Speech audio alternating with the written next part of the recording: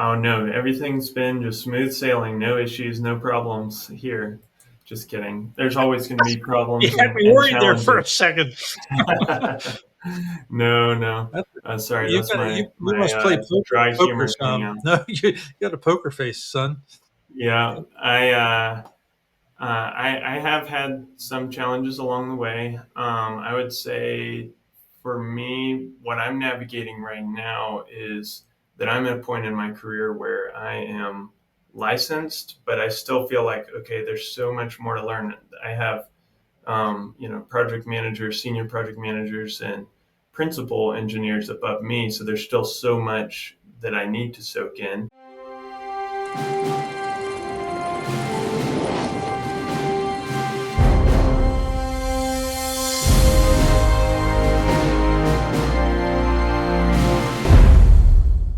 Welcome, folks, to another edition of the 21st Century Engineer.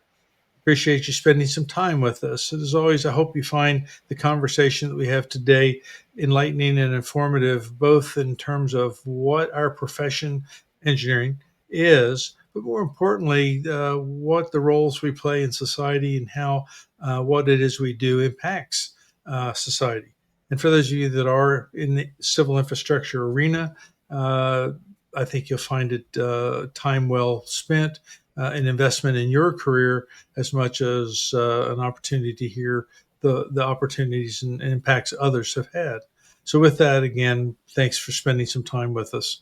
Our guest today, BJ Elkin, has recently been recognized by the National Society of Professional Engineers as one of the eminent young engineers in our profession. And in that regard, I've asked BJ to come and talk a little bit about how he's impacted and is impacting society, our profession, and the role that he plays in being a change agent for better. So, with that, BJ, thank you very much for spending some time with us, for sharing your insights with the audience. And I'll give you a few minutes or a few seconds, depending how you want to use them, to introduce yourself to them. Sure. Thanks a lot, Dennis. It's a pleasure to be with you. So, my name is BJ Elkins. I'm a professional engineer here in the state of Colorado. I work for Respec Engineering, and here in Colorado Springs, I provide water and wastewater engineering consulting services to municipalities. And so, primarily, I'm working with municipalities and water and wastewater districts, Right. providing assistance for water treatment and wastewater treatment. And yeah, that's me. Yeah, that's a lot. And for those of you that have never been to Colorado Springs, it's an absolutely beautiful place, 24/7, 365.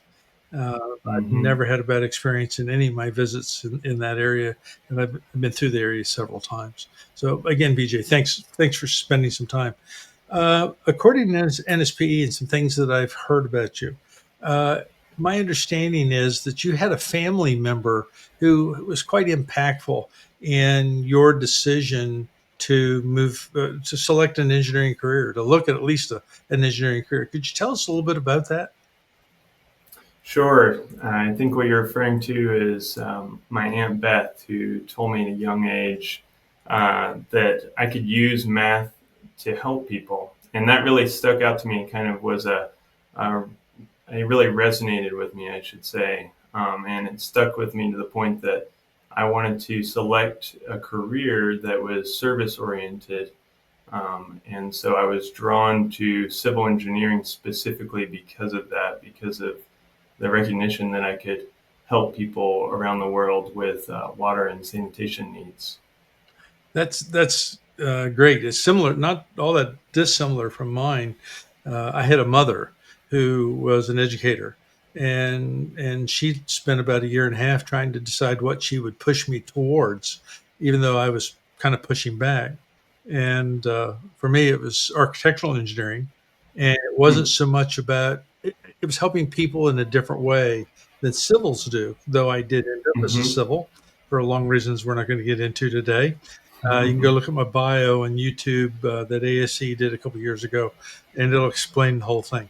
But at the end of the day, like you, I found environmental engineering, water resource engineering impactful, and have used it to change lives. And we take, for that matter, if you're not aware, recently we celebrated a day without water, and that whole event was about making people aware of just how impactful water is in quality of life, economic development, and all the rest. So the work you do is quite important, Mm. and I thank you for it. And I know the people in Colorado Springs and the surrounding area do as well. Uh, to that end, you got a degree. Why wasn't that enough? You went on and got an advanced degree. What's that about? As somebody that's got a PhD, so don't. Sure. Yeah. So I really felt like I wanted to learn more. I didn't. It wasn't that my undergraduate degree wasn't sufficient. I think it was sufficient to join the engineering workforce, but I really just had a love of knowledge and love of learning, and I just wanted to Excellent. soak in more. And then with that, I also had some people in my life, professors and other people, who really encouraged me to pursue additional education so that I would be better equipped in this field, especially with more advanced treatment technologies. Especially as you know, the industry is just moving very quickly, and so the more that we can prepare ourselves for those improvements, the better. Yeah. When I got into the profession, and this probably won't have any relevance to anybody other than civil engineers and particularly environmentalists, they couldn't make up their mind between the Michaelis-Menten and the McKinney equations for biokinetic reactions. They were still arguing Hmm. that. So, Yeah. from that early stages of environmental engineering to where we are today, where we're looking at combination process, physical, biological, chemical processes combined together, membrane processes, and all that that represents, and the changes in material are really dynamic, and the opportunities we have are too. I mean, we're to the point now where we can actually produce and treat our own water and wastewater, and all do it within a confined space, not have to do a centralized treatment plant if that's the case, if that's the need. So it's really an important skill set. And yes, I also had people that told me that if I wanted to do environmental engineering, go get the master's. I mean, just you just needed to do Sure. it. But I applaud you for the perspective and the recognition that education is good. All education is good, whatever education. You don't never know when you're going to be able to use it. But the idea that you can never know too much, that was something I dealt with when I was coming Absolutely. in. People talked about, oh, you got overeducated, you never gonna find a job. I have never found that to be the case. So, in fact, just the opposite. I've had situations where people have called me and said, look, you're the only person that can do this job because of your education and Mm. experience. And you don't get there by doing the minimum. You get there by excelling, being the best version Yep. that you can be. And I applaud you for that too. You're moving forward. So I guess that means you're finished with continuing education. I guess you're finished with your education now that you've got your master's. I can tell where you're teeing me up for.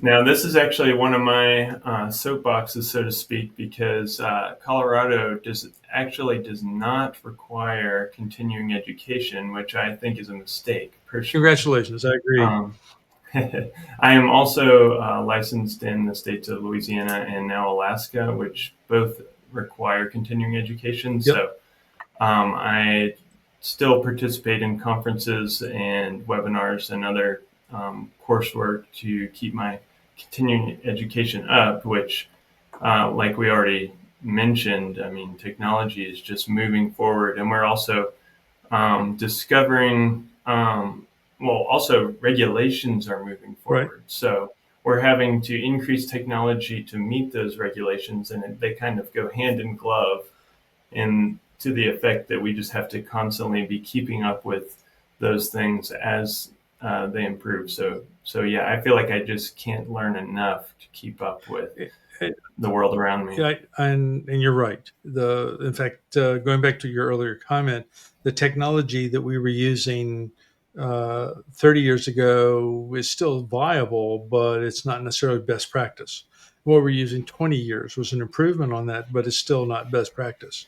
What we're using 10 years ago, yeah, you heard the record. So uh, same song, different Hmm. verse.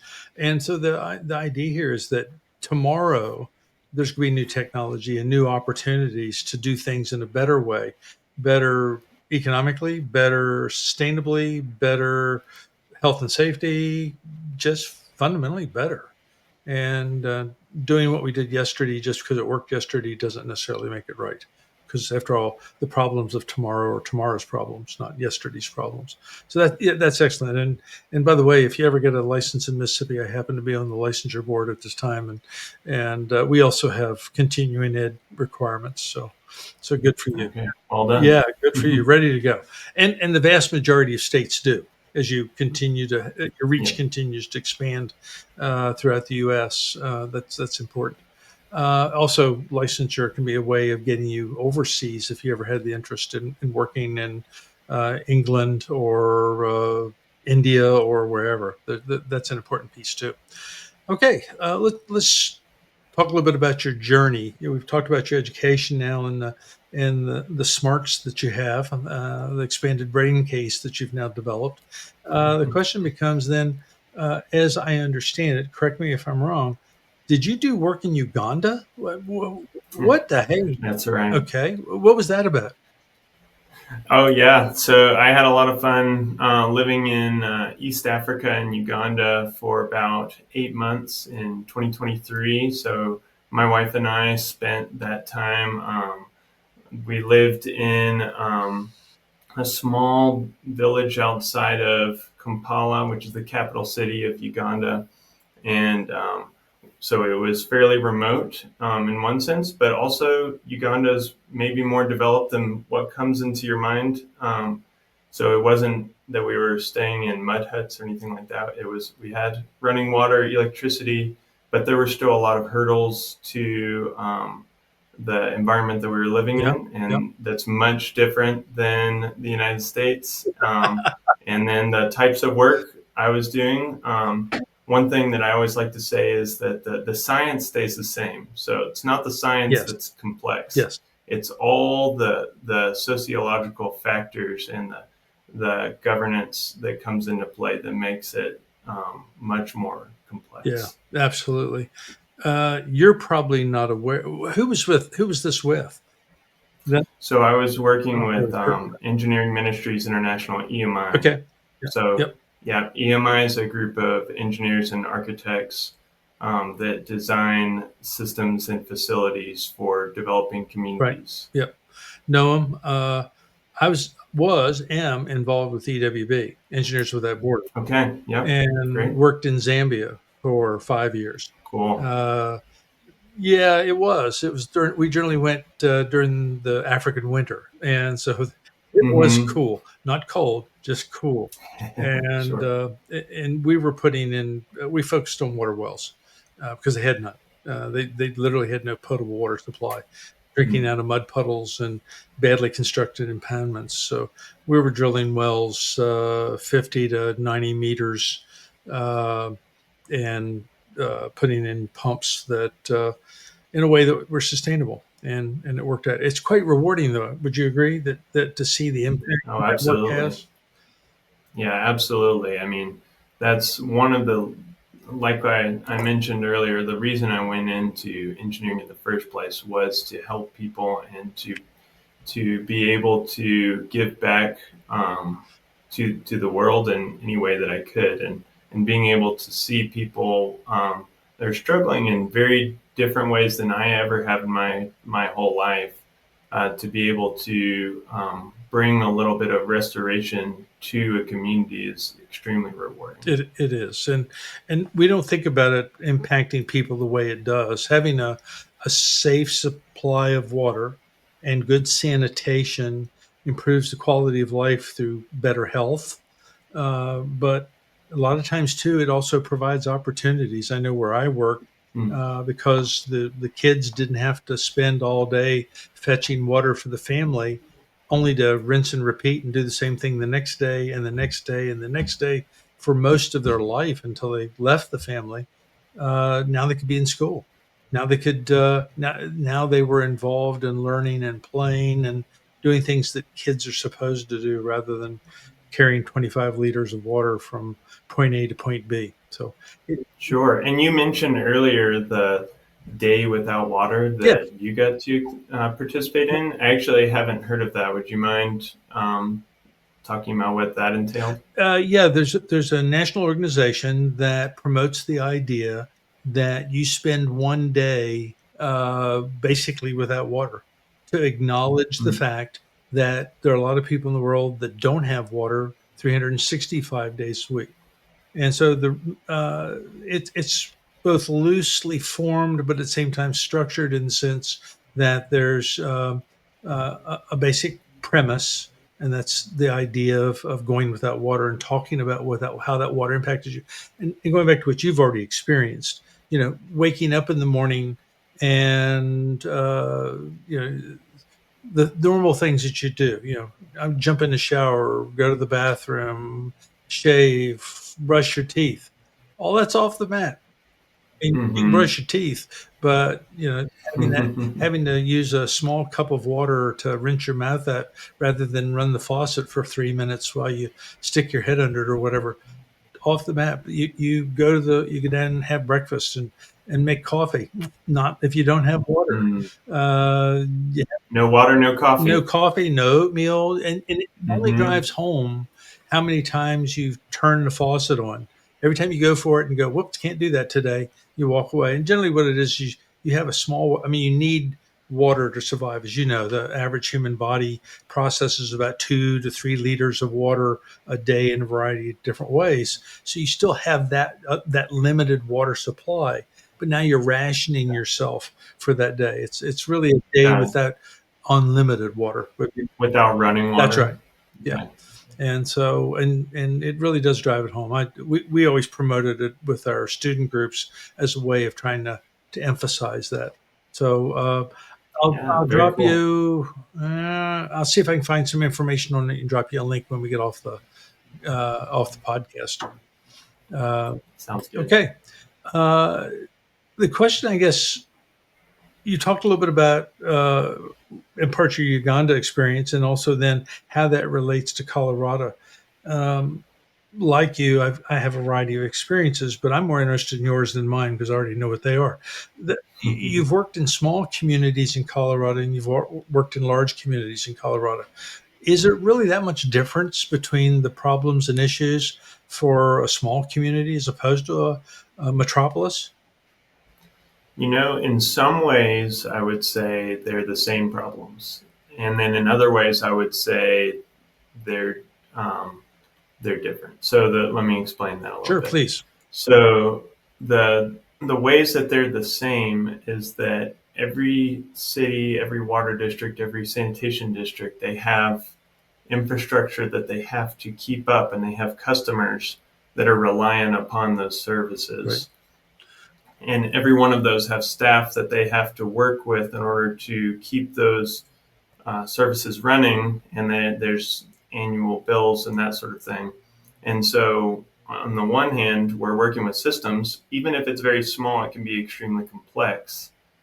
Um, but the ways that they differ are typically the size of the equipment, the amount of funding that's available Right. to the communities, the amount of staff.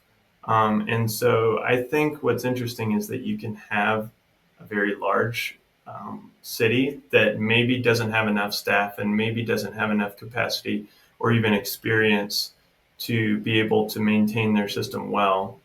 And then the reverse, you can have a small town that has adequate staffing that's able to maintain their system very well. So really, it's not really about the size of the city. It's just about how well are they prepared to manage their own system.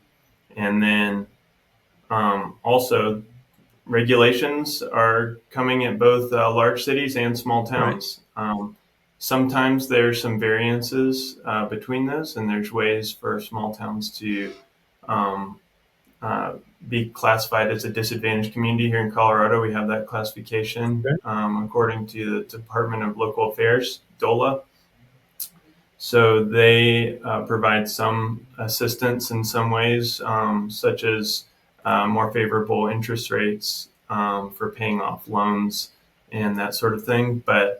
Um, but in general, they're facing the same regulations. So DOLA, to be classified that way by DOLA, is it an economic platform or an education? Excuse me, Yeah, economic so guarantee. Department of Local Affairs, you're testing my knowledge here, but they primarily are dealing with yeah, the economic side of Okay, things with regards to cities, and so they're looking at things like what's the average household income rate right. and things like that to be able to determine how prepared those cities are to pay back those loans. Right. Yeah. The bonding capacity of a community a lot of times gets taxed in that you've got competing municipal needs. So Hmm. the having to borrow money through a bonding process for roads, for healthcare, hospital, playgrounds, schools, however the structure is, and it varies by municipality. And then, oh yeah, by the way, we also have to do water and sewer and water distribution systems and even water supply in some case, disposal. It gets to be a mixed bag, and there's a lot of Yeah. things competing for a limited resource. You don't have an economic base in the community.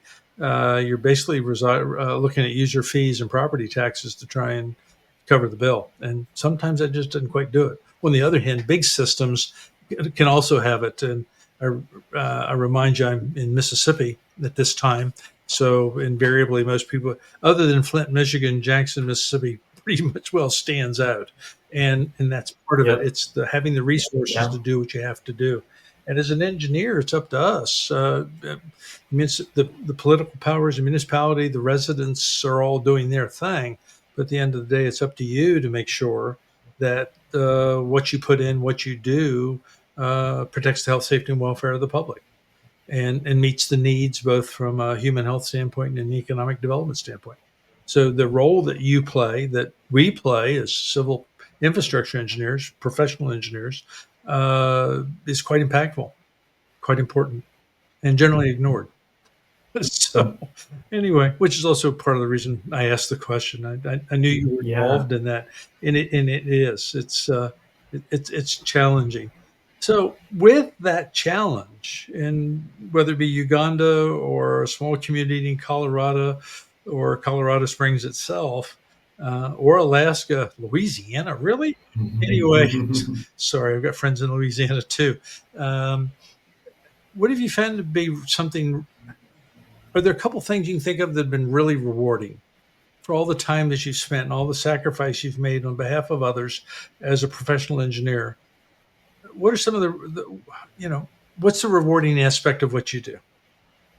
Sure. So let me bring you to a small town in western Colorado. I won't use their name because there's still a project ongoing, but Oh, there's a small town in Colorado that I've worked with for the past 2 years, and it's been extremely rewarding. Also extremely challenging in many ways, but rewarding in the sense that I spent several days in a row, almost a full week, staying out in this town.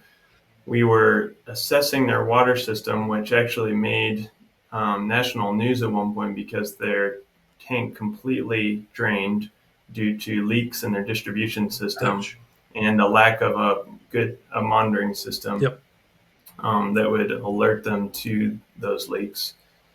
And so I was out with a hydrogeologist actually looking at the other side of their system, their raw water collection system, which is in the mountainside, pulling from spring boxes. And we were out there, and I was at a local coffee shop, and this is a really small town, so the coffee shop was just a few people that were patrons at the time, and they noticed that I was from out of town, and there were people asking me like, "Hey, what are you in town for?" And I was telling them, "Oh, I'm here working on the water system. I'm an engineer, and we're helping out your public works team to see what we can do to make improvements.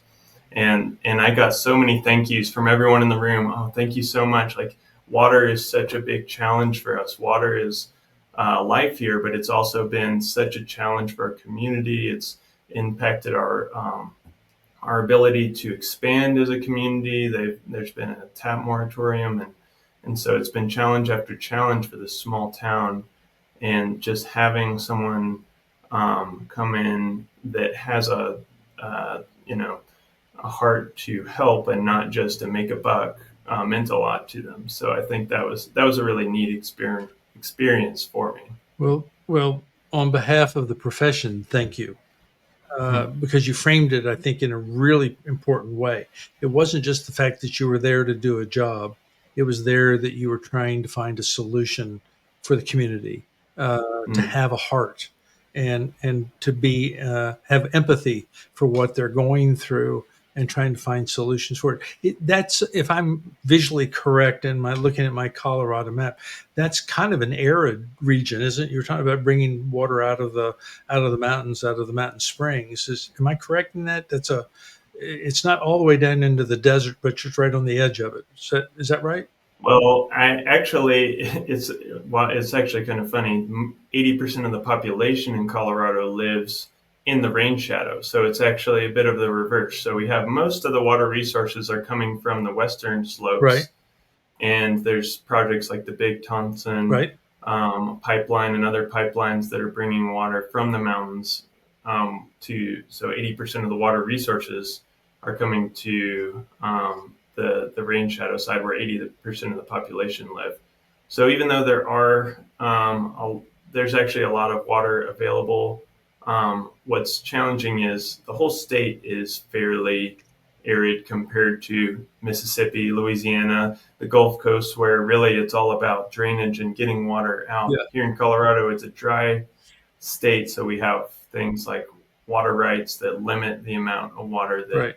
any any user could pull from any source. So that was a big change for me because, yeah, I'm originally from Louisiana, where we're under riparian law in Louisiana and Mississippi, and it's just take as much as you want, as long as you're not negatively impacting your neighbors. Right. And it's not near as defined as it is Yeah, here. It's really you got fascinating. the appropriation doctrine in Yep, place. the prior appropriation Yeah, law. Yep, yeah. That's my water resources engineer kicking in again. But there you go. yeah, it is different, and not ever having lived in there. The other problem, of course, is water tends to get itself concentrated, but people are always in the wrong place. That's right. Water's in one place, people are in the other. Not so much on the eastern side of the Mississippi River, and I throw Louisiana under the bus on that as well, though it kind of Mississippi ends up going through Louisiana. But then at the end of the Hmm. day, yeah, we've got more water. Generally, have more water. We're in a drought right now, but that's another story. Okay, well, it sounds like you've really found personally and professionally a lot of reward from what you've been doing. There's always another side to a cloud, another side to a coin. Have you faced any real challenges? Has this been a honeymoon since you got your degree and went to work, or have you had a couple bumps in the road? Oh no, everything's been just smooth sailing, no issues, no problems here. Just kidding. There's always going to be You problems had me and worried there for a challenges. second. No, no. That- Sorry, You that's got you, my you my must play dry poker humor coming some. out. No, you got a poker face, son. Yeah, I have had some challenges along the way. I would say for me, what I'm navigating right now is that I'm at a point in my career where I am licensed, but I still feel like, okay, there's so much more to learn. I have project managers, senior project managers, and principal engineers above me. So there's still so much that I need to soak in. But at the same time, I do know some things. I've passed the fundamentals of engineering exam and the PE exam as well, and received my license. So I do have some knowledge that I can pull from, and so I have junior engineers, EITs, and drafters that I am redlining drawings for, and I'm providing insights to. And so I realize once I receive the license that there's a lot of weight behind claims that I make and things that I say. Right. Um, and so to me, it's like it's I'm navigating that balance, and my challenge has been, okay, um, how do I show the confidence in what I do know while still having humility and asking for help when I need it, Yep. and because I don't want to just be bugging people above me to the point that it seems like I don't know what I'm talking about or doing, because I do know what I'm talking about, but I still need help at times. So that's, to me, the biggest challenge for where I'm at right Yeah, now. and that's why I would throw out, though obviously we're talking today in part because of NSPE. As you know, I've also past president of ASCE, and we've got a mentoring program that is intended to help with some of that. Having somebody to mentor with you, work with you, that isn't in the line of quarterly evaluations is the way I put it. Sure. Somebody Yeah. that you can open up and say, "Hey, I'm not sure about this," or "This is what I'm thinking. Does it sound right?" Without the fear of judgment. Or, I mean, you're always a little afraid to be completely candid with what you don't know. And in the same breath, you're always a little candid with about what you do know. Am I right? Yeah. Is just as uncertain as am I wrong. So I'll throw out the idea of doing mentoring. The other thing I'll throw, again, to help boost your confidence, I'm board certified as an environmental engineer. You might want to Mm. pursue the idea of becoming board certified. That takes you to the next level past licensure. I'm certified both as an environmental engineer and a water resources engineer. Um, I was the first person in the state of Mississippi to sit for the exam for environmental engineering. Oh, wow. And Wow. so, but now we're using papers and pencils as opposed to charcoal and papyrus to take the test. But I just throw it out, and if I can help, Hmm. again, if offline, as it were, if I can ever help, don't hesitate to reach out to me. I'd be more than happy to answer questions or act as a sounding board for thought. Which then brings me to the hard question, which we talked a little bit about offline. Have you ever felt like walking away from this profession and doing something that's maybe more lucrative, less stressful, maybe something that you and your wife would enjoy doing together? Have you ever thought about walking away from engineering? Mm. Yeah, that's definitely an interesting question, and I can't say that I've um, thought about it for the reasons that you said, but I have thought about a career shift for other reasons. And so one of my other passions is actually master planning, which is kind of adjacent Yep. to engineering. I wouldn't say it's like a completely different field because it still has to do with the construction industry. But one of my passions is walkability and sustainable city planning. And so part of me has thought over the past few years, well, it'd be really nice to be a part of a an organization or a city that really valued those same ideals that I do. And I think that my company does some of those things in some of the other offices, but my current office is very much um, technically focused on water treatment and wastewater treatment and Right. distribution and that sort of Right. thing. And so to me, it's more of a hobby at this point to just read about city planning and to read about um, walkable infrastructure, bikeable infrastructure, public transit. And but part of me thinks, well, maybe someday along the road, an opportunity arises where I pursue that further. But at this point, I don't have any strong inclination to do so. Okay. But Well, yeah, I appreciate the yeah, question. no, it's an important one because career changes, different career paths sometimes are put on us, and sometimes doors open that we choose to walk through, and it isn't always for a negative reason. Sometimes it's for the Sure. opportunity to be more impactful, to grow and continue that education and do other things.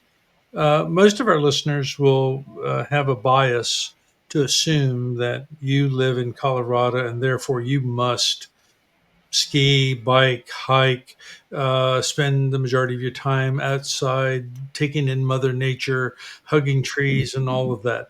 But I understand that's not the case, or is it? Well, I was about to say guilty, but then you brought in tree hugging, and I'd say maybe we'll draw the line there. Yeah, my wife and I love going out in nature, hiking, biking together, skiing as well. I wouldn't say it was the first thing that drew us, but it definitely didn't hurt whenever I was wanting to attend Colorado State University for my master's Yeah, degree. yeah, That was one of the things that drew me up here was, well, I have a few different options of where I could pursue study. Um, yeah, it definitely didn't hurt to bring us up here. That's for sure. Hmm. it's work-life balance. Exactly. It's That's right. I'm being impactful, and I'm sure there's aspects of these hobbies that you have. I frame as hobbies, activities, if you rather, that again provide education that you're using in the workplace. So Sure. Yeah. No. I mean, all jokes aside, I do really love being out in nature, being able to connect with friends by going on a hike. I think that was something very different for when I was growing up. Um, the main way to hang out with people was to go out to eat together yeah, at a yeah, restaurant, which I still also really enjoy doing. And in Louisiana and the Gulf South, like, of course, who wouldn't want to go hang out and have some crawfish and yeah, um, drink some sweet tea and that sort of yeah, thing. But at the same time, I've noticed that the culture here is very much more of, hey, what activity do you want to do to right. hang out together? Do you want to go on a hike? Do you want to go on a bike ride? Do you want to just go out on a walk or go have a scenic drive? It's just a very different mentality, and one that I appreciate, and I see a lot of the fruit of that. Yeah, and as a result, you dropped 25 pounds and, and extended your life by 30 years. Right. Super. Okay. Let's cycle back to the profession for as we're running out of time here. We're going to bring this to a close. I'd love to spend the next hour and a half sitting down and having a sweet tea with you over some gumbo and talking about Right. this, but we do have a finite time frame I need to work within. So at this point in your career, what do you see engineering being in terms of its responsibility, its ethical responsibility, its accountability?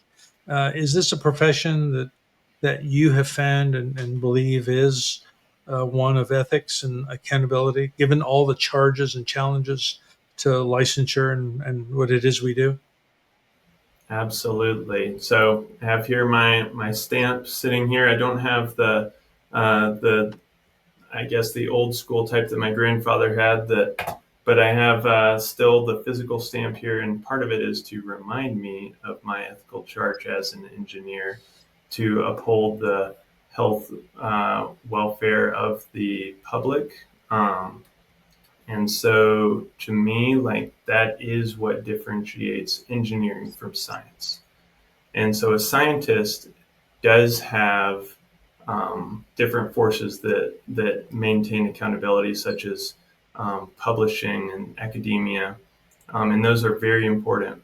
But I think what is unique to engineering is that we have to ensure that the public is safe, that people are that we are held accountable to every scientific claim that we're making. So I can't just go out and make claims that the sky is orange, and then not expect there to be repercussions. Like, Right. there, it's not just my own credibility that I have to worry about. It's that I have to worry about the safety of the public. And so we all think about the bridges that we drive over. We just assume that they're going to hold us up.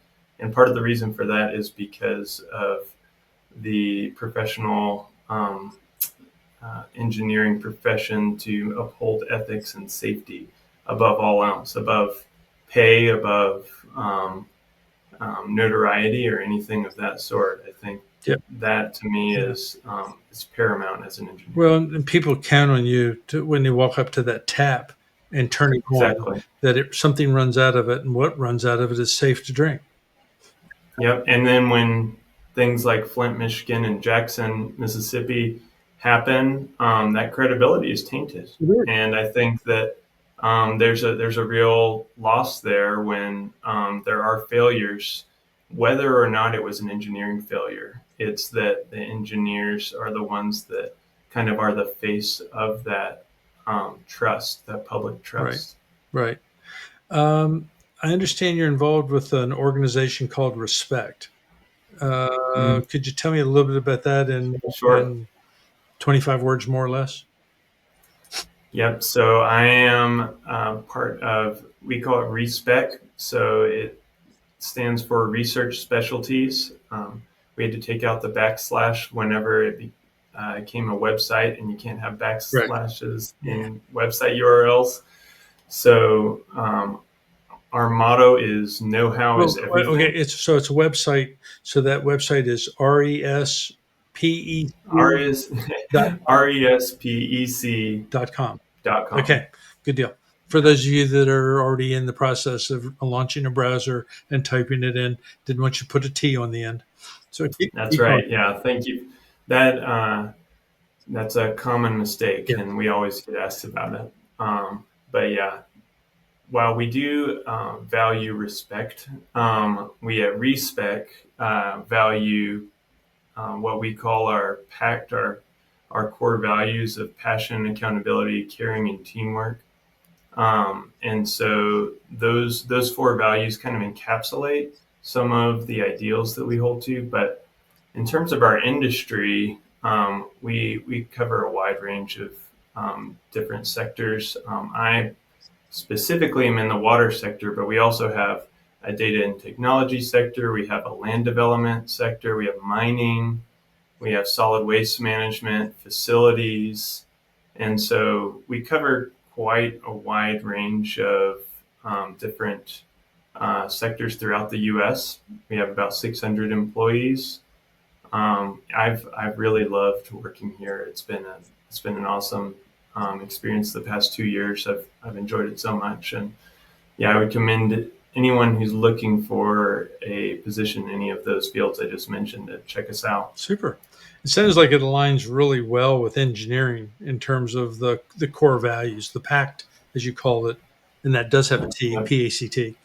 that one Yeah. does. Yep. So the idea is that here's an organization that isn't framed or housed or siloed specifically within the engineering profession, but yet acknowledges the role individuals, engineers in particular, have with regard to society. Well, as we wrap Yep. things up, BJ, I'll give you a minute or two to. Have we missed anything that you'd like to share? Is there any aspect of your life that you think the listeners of the podcast today would be interested in finding that we haven't covered? So I think just in summary, I would say I really was drawn to the engineering profession so that I could help people. And so that's what drew me to EMI to do international development work with communities. Some of the things that we worked on were mission hospitals that were providing not just clean water and sanitation, but also other life-saving services to the most vulnerable people in Uganda, the children in Uganda. And to me, I think that's what's so cool about engineering is that we can partner with other industries. Like we can partner with architects, we can partner with cities and other companies, and we empower them to do what they're already doing to improve society and to help communities. And we do that, and we're kind of like the backbone behind that work. And so that's to me where I feel very fulfilled by my work is that I'm providing clean water, sanitation, but I'm also helping everyone else in society do what they're already doing to bring restoration to communities and to um, to help other people in need. It sounds to me like more like a leadership role than a backbone role. So maybe a little bit of both. The idea that you're taking the lead to see that things are done and that people's lives are improved and that natural resources are preserved or at least used well, preserved and used in a sustainable fashion that is so important these days as resources become more and more limited and the environment becomes more and more impacted. So, on behalf of, again, of the profession and a member of a society, as it were, both CAPS and Little S Society, thank you. I, I thank you on behalf of us NSPE members, us ASCE members, us environmental engineers. You're doing great work, and that's obviously being recognized by NSPE, and I applaud you and congratulate you on that recognition. And I hope it provides opportunities like this for you to go out and share and proselytize our profession and be even more impactful. With that, folks, we've got to bring this to a close. I appreciate you bearing with us as we went through this conversation today. As I always close, I hope you find the time that you've invested in the two of us today in this conversation we've had to be something that returns dividends in your life, that improves what it is that you do, motivates you to be a better version of yourself, facilitates you in success. And with that, thank you until the next time. And there will be a next time with people just as impactful as BJ. So until then, take care.